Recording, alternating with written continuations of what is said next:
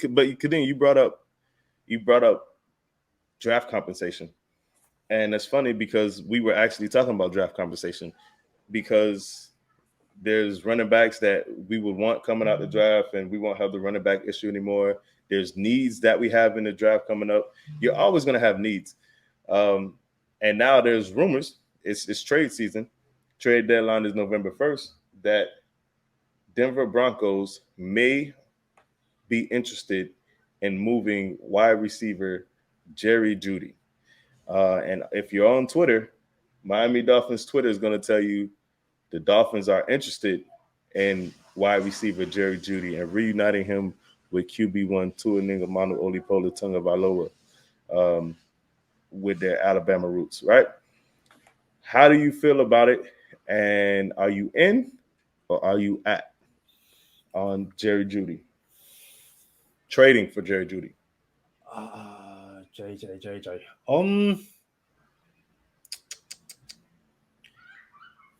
Tua can't have. I've already had this conversation on different players. Tua can't have too many weapons. Like, you can't have too many wide receivers. Like, even if you had 6 all-pro wide receivers, great. It means when one comes out, another one comes in. Excellent. If the offensive line was fixed right now, and Chase Edmonds was balling, I guess, or not dropping passes, I'd say sure, go and get Jerry Jeudy. We're not getting much from Cedric Wilson, but then that goes to, well, we're not getting much from Cedric Wilson. We're not getting, or Mike Gesicki isn't being utilized the way we would like him to be.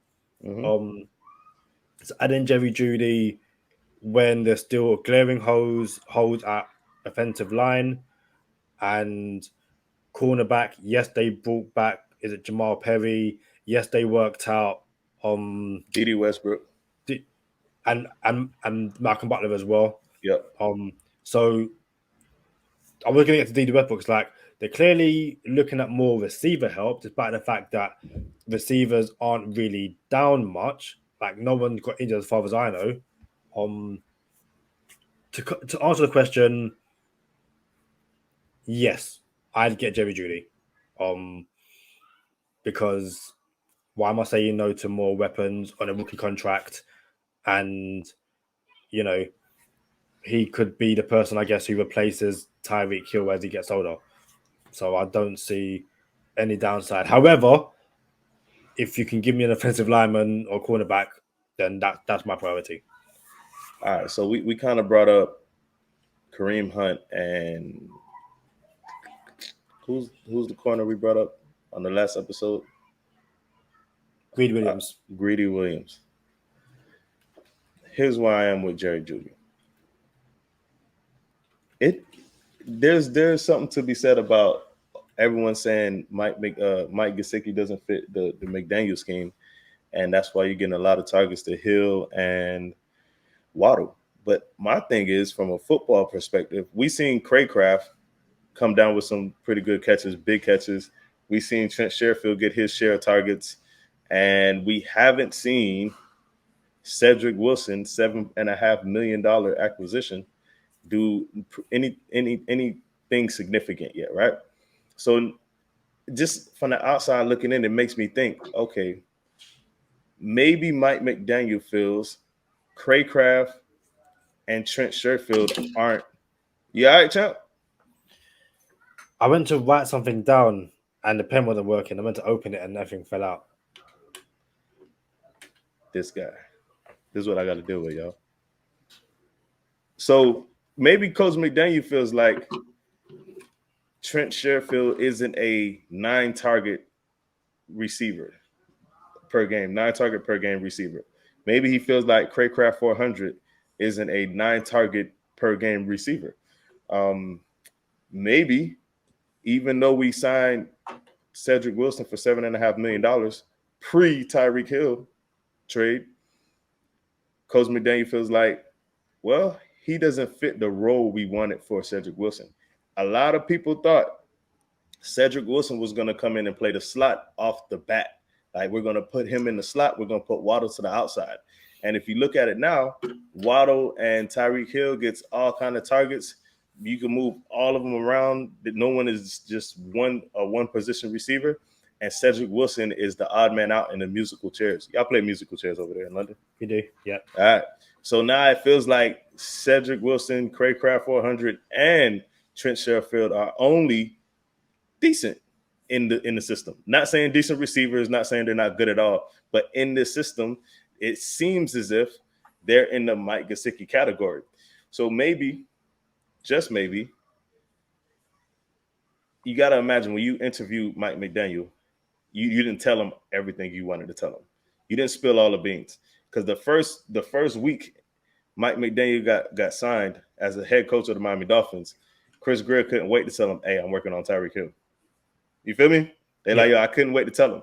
So all that being said, now that Mike McDaniel has been in the building long enough to have his influence on the offense and talk with Chris Greer, if this is really a thing, if this is really a conversation, Jerry Jeudy, it's because Mike McDaniel wants him, not because Chris Greer wants him. You see what I'm saying? It's because Mike McDaniel says, look, if I don't have the inline tight end I want, give me a third wide receiver that I could give more targets to. And that third wide receiver right now is Craycraft, Sherfield, or Wilson, and they're not really doing much. So maybe this is just maybe now. Maybe coach feels like, give me a inline receiver or a third inline tight end or a third receiver, and then we could have spread out these targets more. Now, my answer, because I asked you a question, I'll answer the question. My answer to the question is, I'm going to be real with you. It looks good right now because Jerry Jeudy is still in his rookie contract, and he's not even in his last year of his rookie contract. 2023 is his last year of his rookie contract. So that means if you traded for Jerry Jeudy, you'll get him for about $2 million next season. Then you could fifth-year option him. And I'm not saying that's the wisest thing to do because you might ruffle some feathers. But you can fifth-year option him in 2024. Worst case scenario, you could franchise tag him in 2025. All the while, Tyreek Hill will be making $30+ million a season. Jalen Waddle will be coming up eventually in his contract talks. And it's not close, but eventually it's going to happen. So you wonder, are you going to ever get to a place where you're paying Tyreek Hill, Jalen Waddle, and Jerry Jeudy all of this money, and over a third of your cap is going to three receivers? I mean, yes, the cap goes up every year in the NFL, but I cannot fathom that right there. But for my dollar, my answer is no, don't trade for him. And the only reason I'm going to say no, don't trade for him, is because you have to trade a asset. You're probably going to have to move a pick to go get Jerry Jeudy. And my thing is you're going to lose the pick and you're going to have to pay Jerry Jeudy. So that's the only reason why I wouldn't go get him. And not because, we need O-line, we need better, we got to fix this, we got to fix that. No, that's not it. Because if you're dominant somewhere, you could be dominant. Because I seriously doubt, Kadeem, and I know I'm running long, I seriously doubt the Dolphins are not going to attempt to fix the O-line in the offseason. And I don't think it's just going to be in the draft. I think the Dolphins are smart enough to realize now we don't draft the best when it comes to O-line. Lastly, we want to fix the O-line in free agency. That way, when we get to the draft, if someone blows our draft up, we at least fix the line of free agency. So all that being said, if you acquire a receiver, regardless of if it's Jerry Jeudy or not, the Dolphins are going to make the attempt again in free agency like we did this year with Connor Williams and Terron Armstead to fix it next year. But my answer is still no on Jerry Jeudy. So rumors are that the Broncos are currently in London. Shout out to Cameron Hogwood from Sky Sports. He had him on the show last year. He's literally with the Broncos, watching them train and stuff like that. The rumors are that if the Broncos lose in London on Sunday against the Jaguars, they're going to trade away Bradley Chubb. Now, it kind of sounds like they're not so much blowing it up, but they're going to make some moves.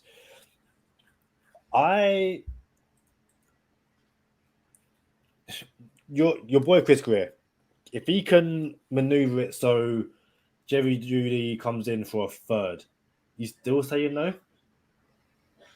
No, I'm not saying no. I'll do it because. But no, I can say, and I think it's one of those horrible questions where it's like, you say no for trading Jerry Jeudy, but if it's for a day two, late day two pick, like why would you say no to that and stuff like that? Yeah, I think I still might be tempted to trade him for a second, and I understand it's one of those things where yes, you've got to pay him, but like you said, you might have to really pay him the bag until 2025, and by then, Tyreek Hill might have gone already. Depending on how I can't think of how you contract at the top of my head, but you might be basically moving the Tyreek Hill money to Jerry Jeudy, and you've still got that track team.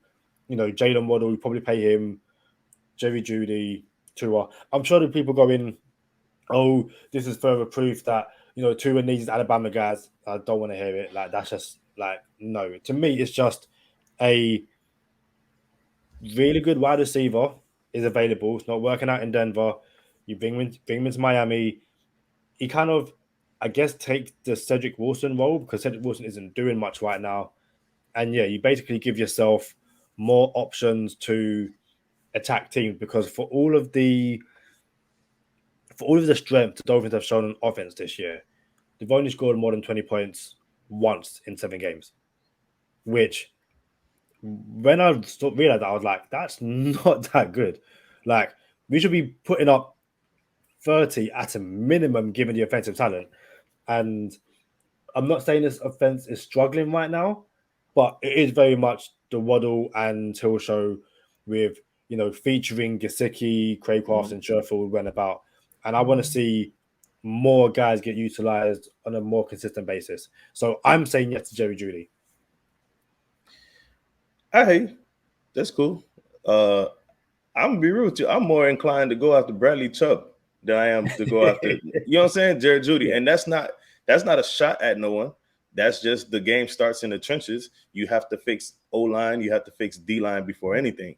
So I understand you have a plethora, not a plethora, but you have some elite receivers on your team and you want depth, but that's why you drafted. That's why you used a 4th round pick on Eric Ezukama. That's why you paid Cedric Wilson $7.5 million. I just feel like you got to spread it out a little bit. And I'm pretty sure people in the comments gonna be like, we need O-line, we need corners, we need. Like, I understand that, but also you go to the store and didn't know something was on sale. You end up buying it because it's on sale. Like, hey, I ain't need this, but it's nice to have it. So yeah, man, I get it. I got a tweet for you.